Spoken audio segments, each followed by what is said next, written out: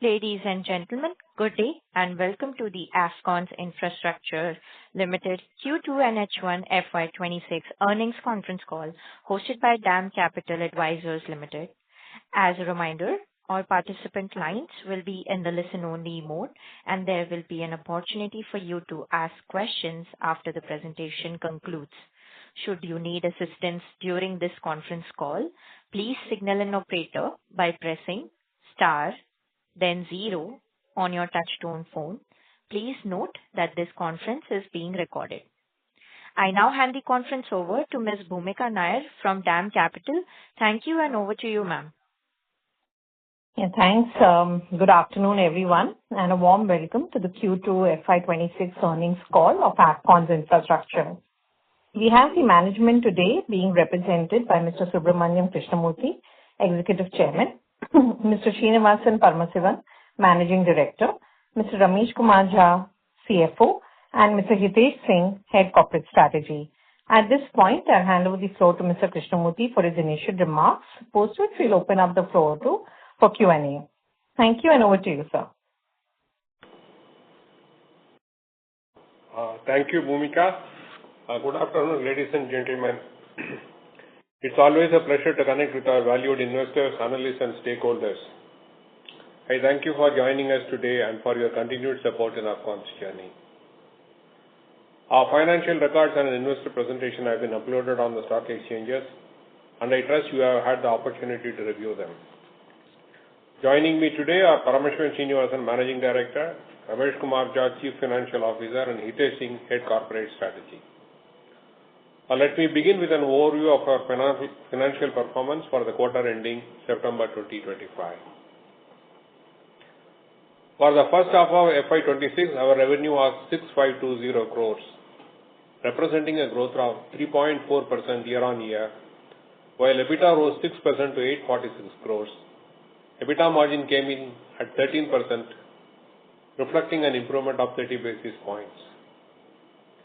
The PAT for H1 stood at 242 crores, a 7% increase over the previous year. In Q2 of FY26, we recorded a revenue of 3101 crore, marginally higher than 3090 crore in Q2 of FY25. EBITDA for the quarter stood at 401 crore compared to 427 crore in the same period last year. The EBITDA margin for Q2 FY26 was 12.9%, broadly in line with last year's level. Profit after tax came in at 105 crores compared to 135 crores in Q2 of FY25. Compared to 135 crore in Q2 of FY25, reflecting a margin of 3.4%.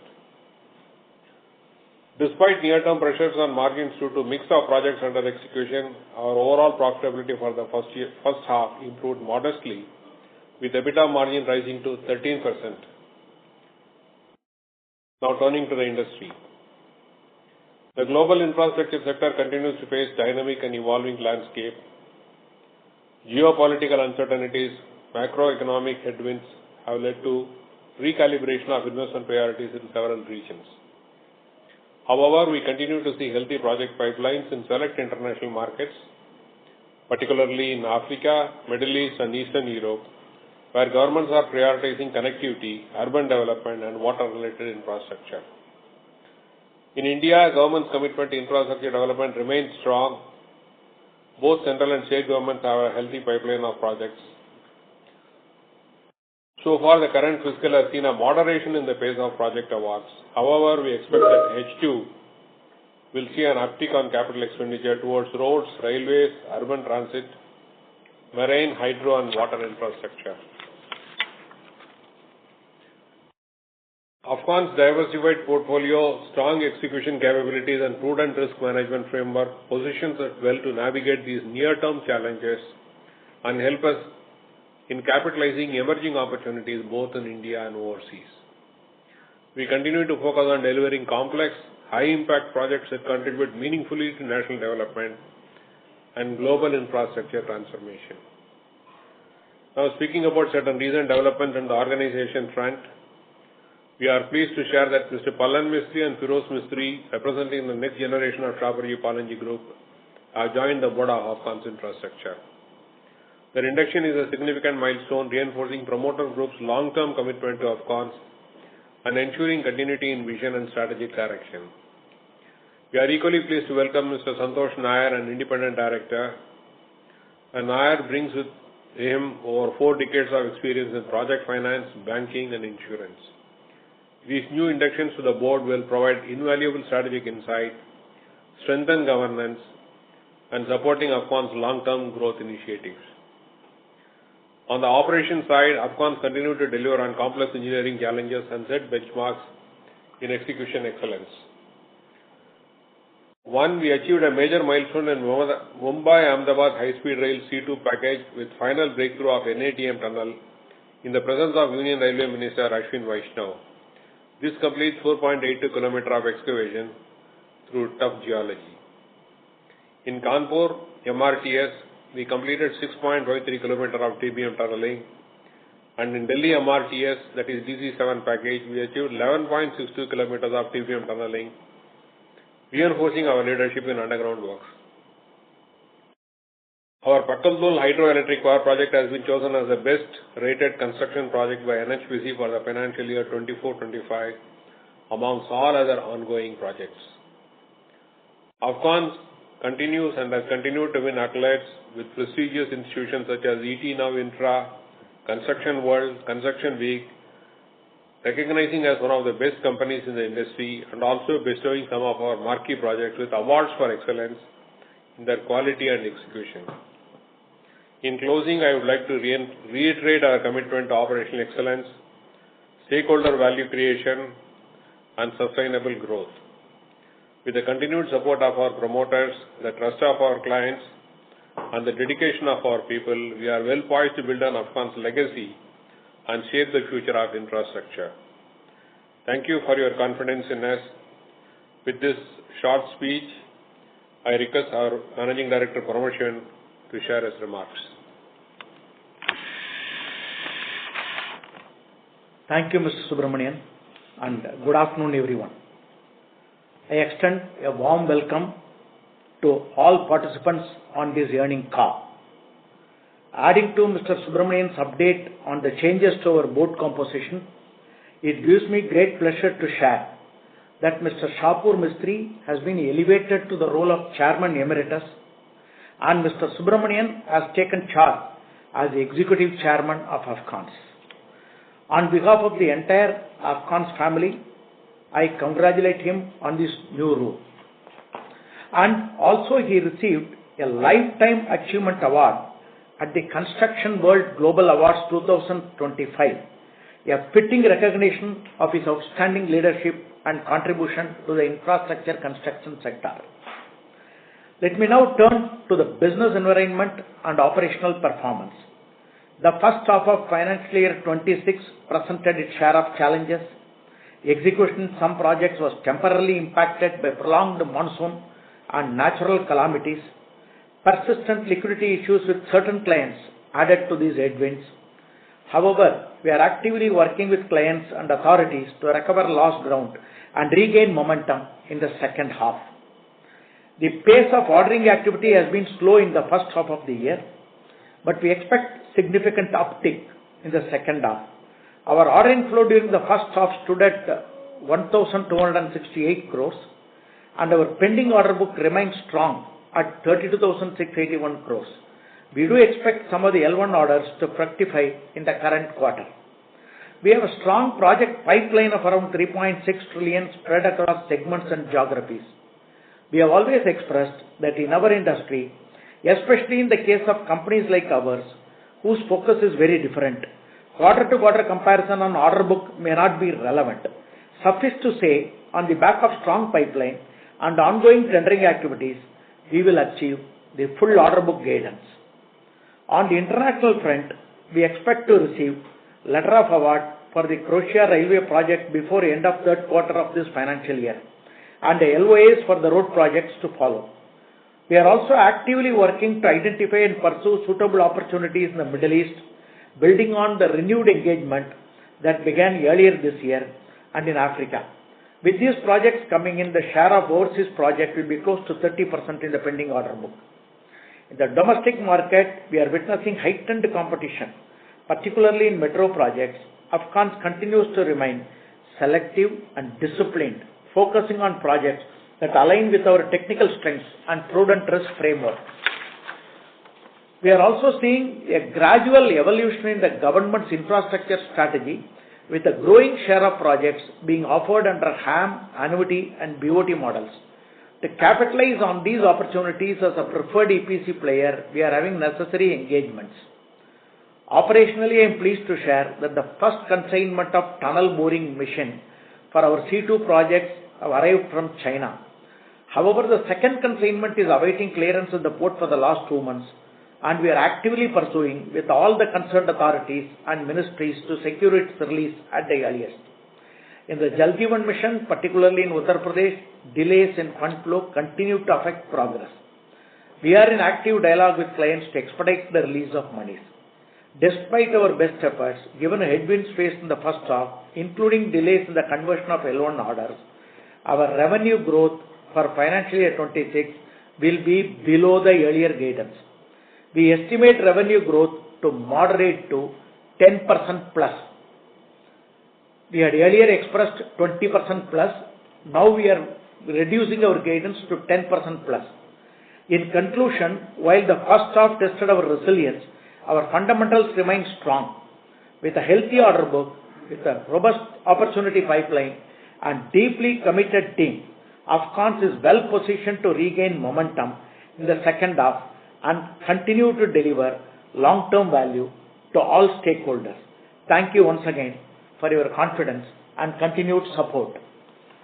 I now hand over to Mr. Ramesh Jha, our CFO. Thank you, sir. Good afternoon, everyone. Before talking on the numbers, let me reiterate that our quarterly number varies. Company is into business of construction. The margin in a quarter varies based on the nature, type and quantum of work we execute. So quarterly results may vary in different quarters and may not be indicative of annual result or any trend it can be derived from that. Specific to the numbers, for the half year ended, we have done 6,520 crores of top line against last year H1 top line of 6,303 crores, showing a growth of 3.4% on a yearly half yearly number. In Q2, we have achieved top line of rupees 3,101 crores vis-a-vis 3,090 crores in previous year Q2. This is also a modest 0.4% growth in top line over the previous year Q2. Now, this modest growth is manifestation of stretch payment across projects and few specific projects where certification and payments are getting delayed. Jobs where we were declared L1 for quite some time back are still not awarded.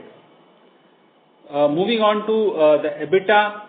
For the half year ended, we have done EBITDA of 846 crore, which translates into, in terms of percentage, 13%, and there is a growth of around 6% from the previous year EBITDA number for the half year. For the quarter, we have done 401 crore. For the quarter also, we have clocked 12.9% of EBITDA percentage, and in our EBITDA calculation, we consider BG commission as part of our operating expenditure. So EBITDA, what we are talking about, is after removal of BG commission as operating expenditure. At the same time, we are including in our EBITDA calculation, we include other income as part of revenue. We have explained in past that our other income needs to be understood in the perspective of our business. Arbitration interest, foreign currency exchange gain and miscellaneous incomes are recurring and very integral to our business. Hence, needs to be considered as other operating income. So for the first half, around 161 crores is other operating income. Now, having done 13% EBITDA in H1, our full year EBITDA should be better than our general annual guidance of around 11%. Generally, we have been talking about 11% EBITDA margin that we are going to clock every year. Because construction is full of contingencies and our endeavor always is to save on those contingencies and optimize the margin. but many a times it may not be possible to save on those contingency. That's where we are giving a guidance of 11%. But this half year we have already done 13%, so we expect the number to be better than that. In terms of profitability, the profit before tax for the half year is 333 crores, which is 5.1% of the top line, and it shows a 2% growth YOY. And for the quarter, it is 149 crores, 4.8% in terms of percentage. Profit after tax, we have done 242 crores, which is 3.7%. This again has grown 6.8% from the previous year, and for the quarter we have done 105 crore, which is 3.4%. Profits for the half year have improved because we had some upside on account of arbitration award, and also because of margin improvement in few projects. We could save on some of the material costs and improve on margins in some projects. That is reflecting in the improvement in profit after tax. But at the same time, let me just reiterate some of the other aspects. In this quarter, we have done a sizable amount of provisioning towards one of the projects, and that's where you will find that our other expenditure is quite high in the quarter as well as in the half year. Despite that, we have achieved this kind of profitability number. Finance cost has increased. We have improved our average borrowing cost in H1 FY26 as compared to H1 2025, also from what we had achieved in the last financial year overall, March 25. But in H1, the average borrowing has gone up. So despite improving on the average interest cost on bank borrowing, the overall interest cost has gone up. Also, the interest-bearing advances for the period ending September 25 has moved to around 40% in the overall component of advance we have. This was 20% previous year September. So the interest-bearing component in the total advances what we have from the customer has just doubled. And because of that, there is a significant increase in interest cost from the customer advances. And that's the reason the overall finance cost has gone up, despite bringing in like I have talked about, the average interest cost and BG commission and LC commission we have reduced. Some of the other interest also we have reduced. But on a overall basis, finance cost has gone up. We expect the situation to improve once our L1 orders materializes, because large part of it is international order where the advances are interest free. These profitability numbers is despite that we continue to account for accelerated depreciation on our TBMs. The total depreciation is around 4% of the top line. In that, close to 1.5% is on account of accelerated depreciation. So profit numbers, whatever you are looking at, is after that accelerated depreciation. And ROC and ROE numbers, the ROE number is again after accounting for this. So ROC for the first half is 15% and ROE is around 11%. Of course, this needs to be looked at on an annual basis. Moving to net working capital has increased. We are witnessing delays in certification of the work done and release of payments in some projects. This has led to increase in uncertified work done, leading to jump in working capital requirements. I am not getting into specific about any project, but there are many projects we have witnessed that the payments are getting stretched. Few projects there are certification and payment issues. Now on debt, in H1 operations had to be funded. So debt has moved to 3,472 crores on a gross basis and rupees 2,714 crores on net basis. On net debt basis, the debt to equity works out to be around 0.5 times of the net worth. On behalf of Afcons team, I thank everyone for attending this call. Now I request moderator to open the floor for Q&A. Thank you, sir. We will now begin the question and answer session.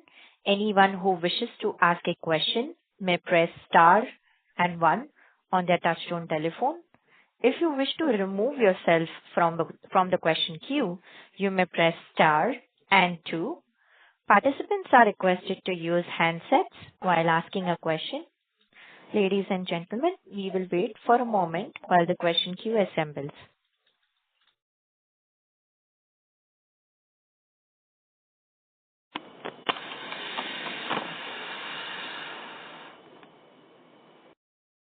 The first question is from the line of Mr. Aditya from Investec India. Please go ahead.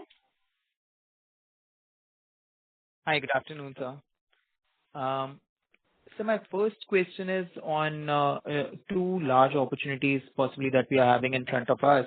One being Vadhavan Port, the other one being Dubai Tunneling Project. It would be great if you could kind of share some details on the status of these two projects and how we see the timelines for these projects. Vadhavan Port, we have already submitted the bid. Technical bid is opened yesterday. And after clarifications and other things, financial bid get opened.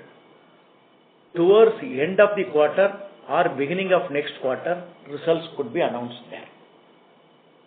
And that is as far as Vadhavan is concerned. What is the other one? Yes. And this would be for the breakwater, sir? Pardon? This is for the breakwater. For breakwater. This is for the breakwater. Breakwater, there are details of bidders and others are public information. And for DSST project, it is still going on. Bid submissions date is still away. We are in active discussion with all concerned. Beyond that, I am not in a position to say anything at this point. Understood, sir. So my second question is on Mumbai High-Speed Rail project. If you could share details on how much work has already been done and what kind of revenues and margins would we have recorded until now? Has the margin recognition started on that, or is it likely to be starting once we move little ahead in the project? We have done about 15% of the project. The substantial part of the billing schedule is on TBM tunneling. NATM tunneling of 4.8 kilometers is already completed. The lining work is going on. The TBM tunneling, all of you are aware of the machine arrival related delays. The first set of consignment has come. It is not full consignment. The second set has to come to make it in full. After that, TBM tunneling will start. Effectively, the profitability, the turnover will increase as we progress on the TBM tunneling. That is where we stand. In terms of profitability, it is on expected lines. We don't expect any surprises over there. But so far, would we have recorded any margins from the project in 15% of the work that has been done, or will margin recognition start a little later? No, margin recognition, typically we start at 10%. And one important development on this is High Speed Railway Authority has accepted this delay of TBM arrival and other things as a force majeure condition, which is eligible for compensation to the contractor. They have officially communicated to us force majeure acceptance. Understood, sir. That's great. Thank you so much. Thank you, Aditya. The next question is from the line of Shirom Kapoor from Jefferies Group. Please go ahead. Hi, sir. Thanks for the opportunity. I just wanted to ask you about your L1. So could you quantify what is your L1 position currently, and if you could give the breakup, within Croatia between the road and the railway job, as well as the other L1s like in Maharashtra, if you could give the breakup, please. See, in Maharashtra L1, it continues to be the 4 jobs.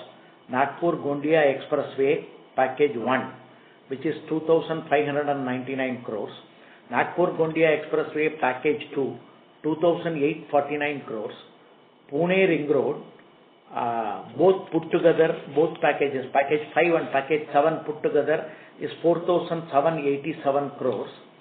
Croatia, so first road project is 2,406. Second is 2,144. Railway is 6,771. And there is another Subsequent to that, with this we have total L1 project of around 23,000 crores. And of this, we do expect some of the jobs to come in the current quarter.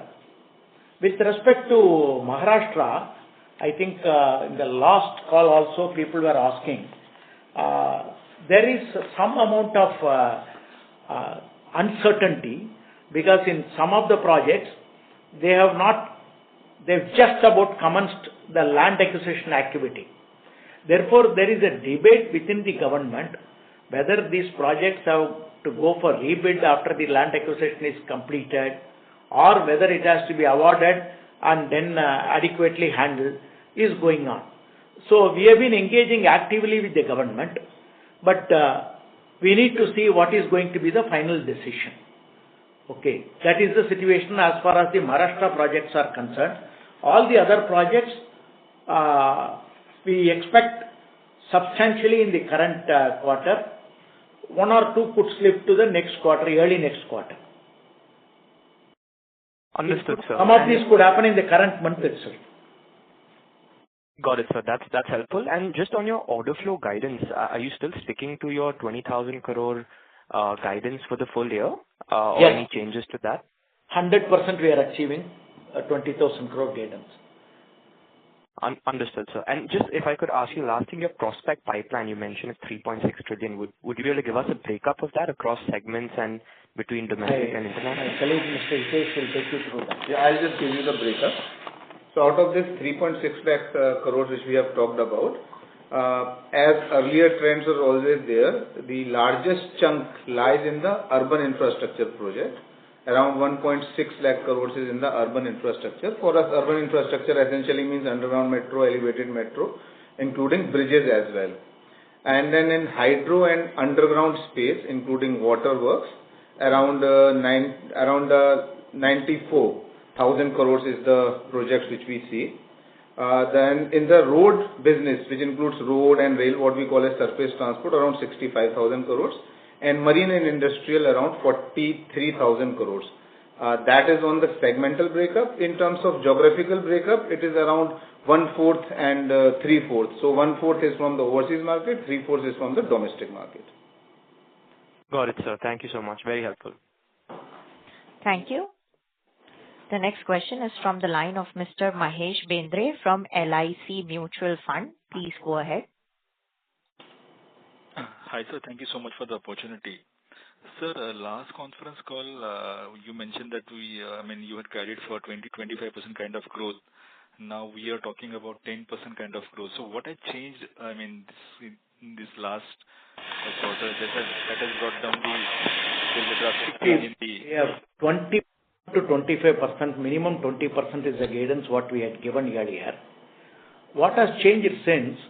Some of the L1 orders which I explained to the earlier queries that we were expecting to get it converted in the first and second quarter. And some of these we were expecting the work to happen in the second half of the financial year, number one. Number two, some of the projects, there is no visibility with respect to payment forthcoming. For example, Jal Jeevan Mission, we were slated to complete the entire project in the current financial year. We had to stop the project primarily because payment is not forthcoming. We are stuck with 450 crores of receivables in that project. And so, few other projects of Indian funded projects abroad is also seeing some small lesser traction because the countries defaulted to India on the committed repayments and other things. Because of that, it is hanging on a thin thread. With this, there are issues with respect to this thing not related to us with respect to the environment. Due to that, we need to take a cautious step based on our own assessment of the situation. Therefore, we have to consciously bring down certain value of the turnover in some projects. This Jal Jeevan Mission, by now we would have progressed very well. We would have completed in the current financial year. We have to do till about 650 crores of work, which we are not able to take up for the simple reason money is not forthcoming. And people at all levels have been met, including CM's level and all. Therefore, That's something when the payment is going to come, all these being having a lot of uncertainty, we have to take care of the interest of the company.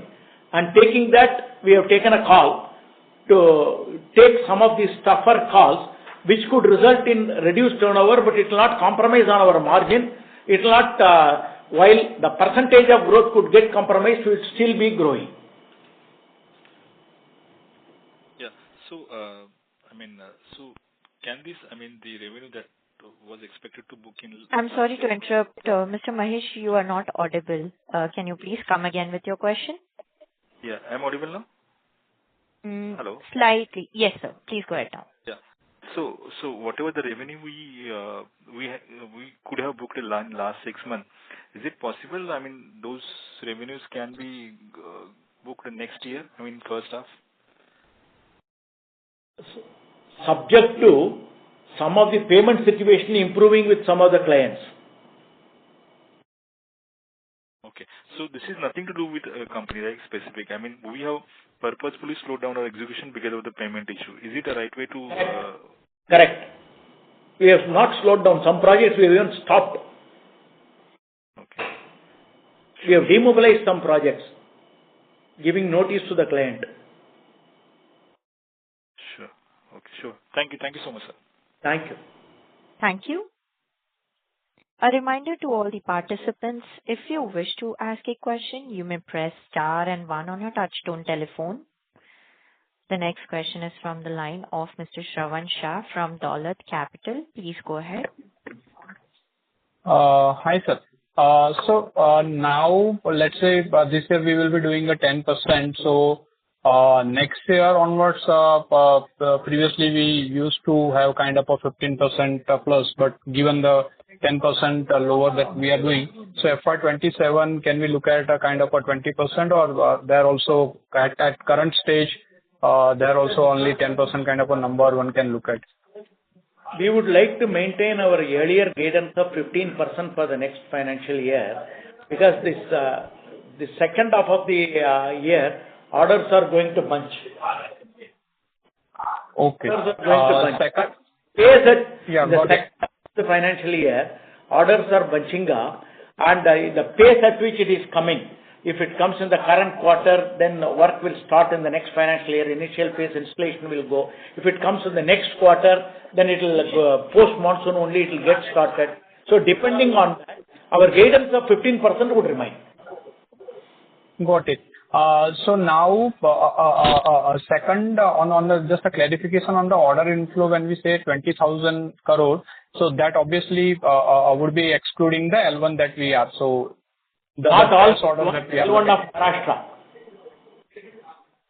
L1 of Maharashtra, excluding L1 of Maharashtra. Okay, excluding the L1 of Maharashtra. Excluding L1 of Maharashtra. Okay, so Croatia itself would be a kind of a close to 11,500 to 12,000. So that we are considering, and plus 1,200. So around 13,500 crore already we are there, and remaining 7,500 crore fresh that we are looking at. Correct. Okay, and this Vadhavan Port, that the bid that we have submitted, so this is the HAM one that we are talking about? HAM project? This is the EPC breakwater. Okay, EPC. So value would be roughly around? The client's estimated value is 5,120 crores. Got it. And now our guidance in terms of EBITDA margin, obviously, initially we mentioned that it would be a better.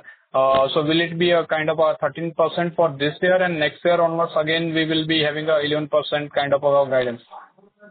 See, as we explained that on an annual basis, the guidance we are trying to give is 11%, because we have explained that there are many risks in project. So our endeavor is also to improve, and we have demonstrated that as well. For even FY25 and even for this half year, we have done in the range of 13%. Since we have already done 13%, we expect the full year number to be better than what we had initially indicated. Exact number, let us leave it at this point in time because it would not be appropriate for me to give for the balance 6 months. But one thing I can reassure you that we are not having any bad project or we are not having execution in the second half which will be less profitable. So we are definitely going to improve from what annual guidance number we have given. For the next year, it will be too early to give any guidance on the profitability metrics. But on a sustainable basis, we would like to do 15% top line growth and 11% EBITDA number. Got it. Lastly, on the CapEx front, how much for this year we would be booking, and a broader level next year would be how much, and also the balance sheet data point, mobilization advance, retention money and unbilled revenue as on September. On CapEx, this year we have planned close to 1100 crores, and this has largely the TBM for the C2 package, which half of it has come, and the second consignment is yet to start. So once that comes, that's a sizable portion, and then rest of the capex, whatever we have planned, is linked to the project award. So once we get the project award linked to that, we are going to do the capex. That is for this year. I expect that what we had estimated of 1100 crores, some part of it is going to spill over to next year because if we get the orders in say Q3 and Q4, the procurement also, the orders also will be giving in line with our requirement. So some part will get to FY27. Initially, when we had estimated, when we had made our budget for 26, at that time we were looking at somewhere around 750 crores kind of a capex for 27. So maybe if something is not done this year of this 1100 crores, that will get added to the next year capex. And the mobilization advance, retention money and unbilled revenue as on September, sir. See, these numbers have already been uploaded. These are part of the presentation. These numbers are already there. The unbilled revenue, and of course these retentions.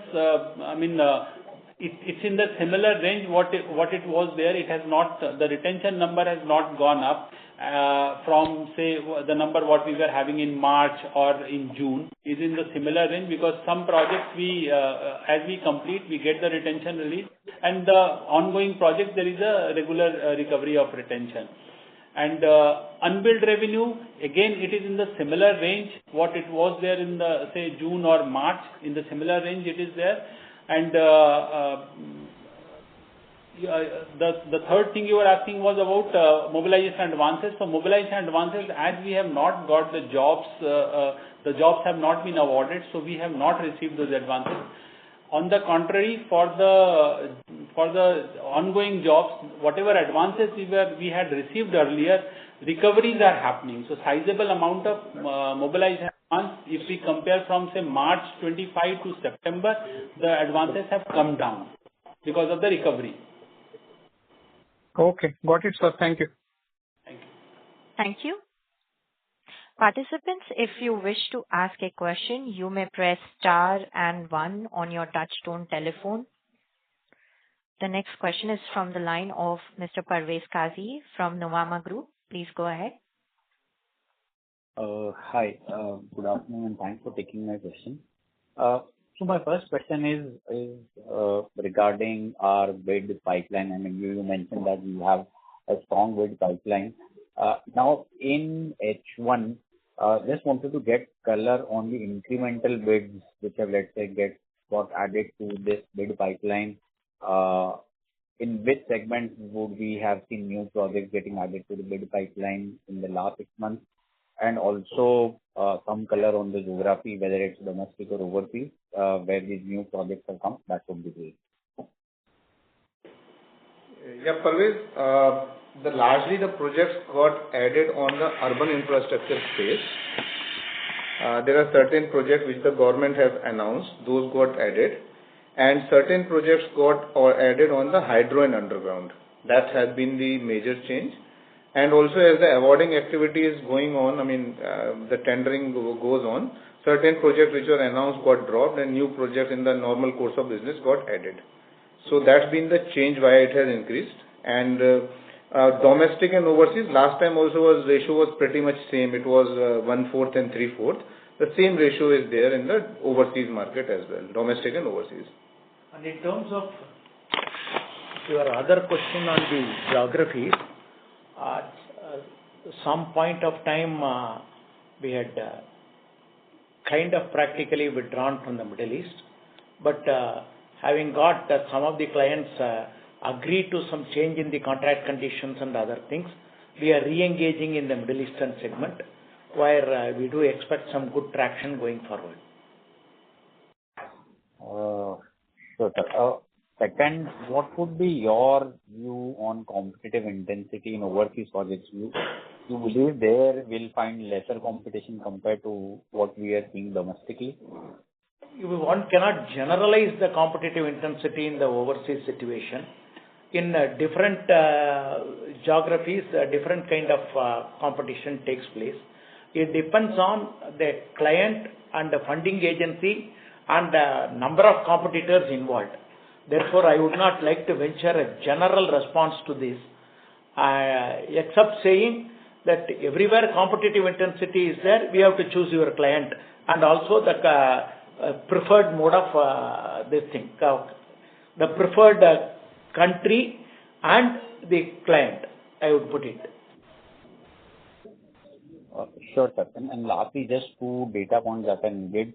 What is the capex that we have done in Q2? And second, of our 32,700 crore order book, what is the quantum of projects where we are yet to receive the appointed date? Thank you. So, capex we have done close to around 200 crores we have done up to September.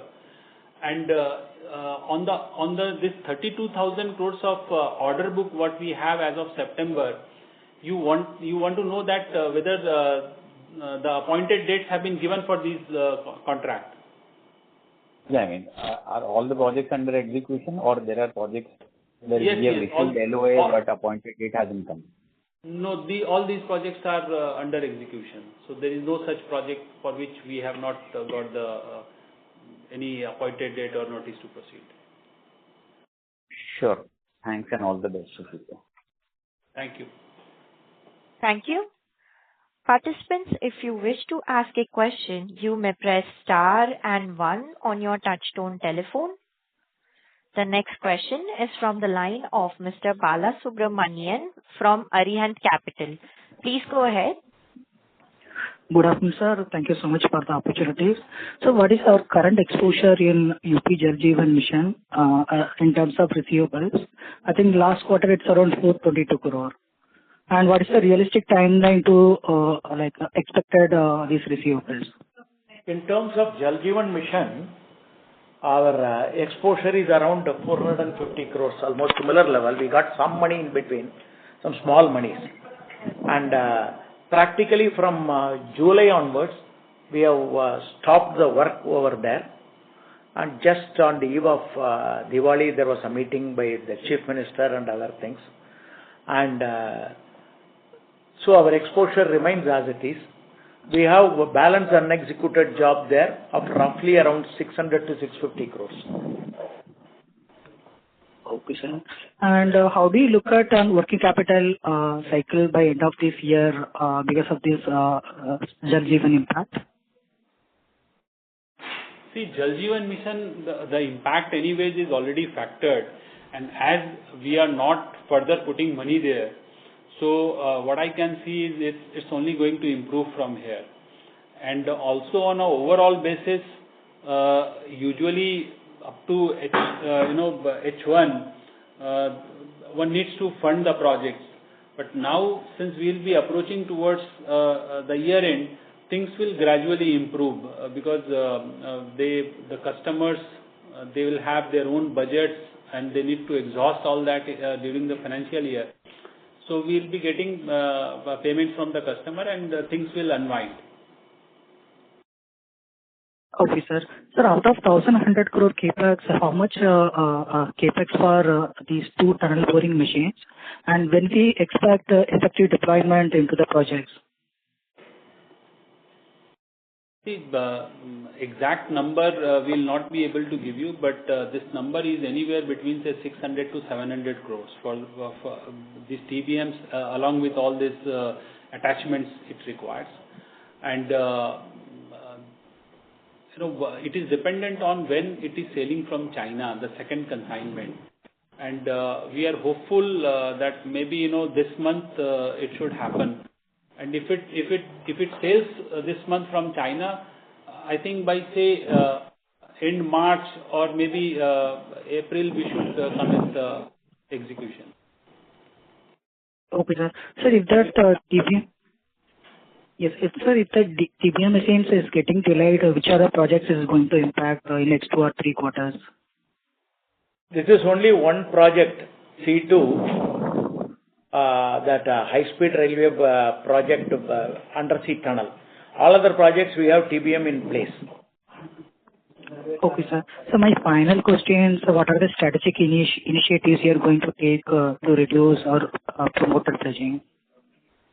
What is the roadmap? No, I am not clear about your question.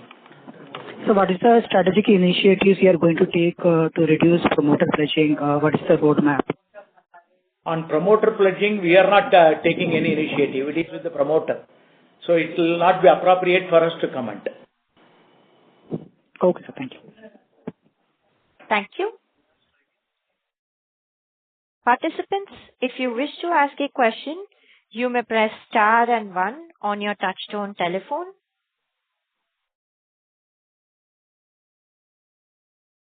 I repeat, participants, if you wish to ask a question, you may press star and 1 on your touchtone telephone. The next question is from the line of Ms. Bhumika from DAM Capital. Please go ahead, ma'am. Yeah, good afternoon, sir. So just on this, margin profile, we've seen a very strong 1H kind of a margins at about almost 13%, which is much higher than our guidance per se. For this year, how do you see the margins moving per se, particularly in the second half? And as some of these conversions from L1 to actual time to begin work is delayed, will that impact margins that we've quoted for some of these projects, or are they escalation-based, fixed price? Can you just throw some color on that? No, with respect to margins, my CFO will respond. With respect to this thing, there is, in terms of Maharashtra project, if you take it, there is an escalation mechanism right from the day we submitted the bid. In fact, 21 days before submission of bid onwards, it starts. Okay. With respect to the overseas project, which we are L1, there are the contracting timelines and the award timelines itself is like this. 120 days from the date of bid opening, all these are specified. Therefore, it's all factored in already. So we don't expect any impact on the margins or related things. On the EBITDA guidance, Ramesh would respond. So, Bhumika, we have already talked about the EBITDA margin we have done for the half year 13%. And as confirmed earlier also, we are not having any bad project as such in the Q2 in the second half, or any less profitable activity to be executed in the second half. So we expect our EBITDA margin to be better than what we had indicated at the beginning of the year at 11%. It should be definitely better because half year we have already done 13%. Exact number we are not giving you, but I think we can expect that we should be doing better than what we had indicated. Sure. And this quarter also the other income was slightly higher. Was there any arbitration or forex gain that was booked in this particular quarter? The forex gain is there in this quarter, and as you were asking about the overseas project, so in overseas project what happens that even though in majority of the project we don't get any escalation, but then the exchange gain comes as a escalation measure because on a continuous basis we are seeing that say a dollar or a euro appreciates against Indian rupees. So we have seen in some of the project over a period of say 5-6 years the exchange difference itself becomes a very sizable portion of the contract. So likewise, things accrue. So it is there in this quarter as well. Okay. Would it be possible to give out the number of forex gain for this particular quarter, which is related to the projects? 1 minute, I'll give you that number.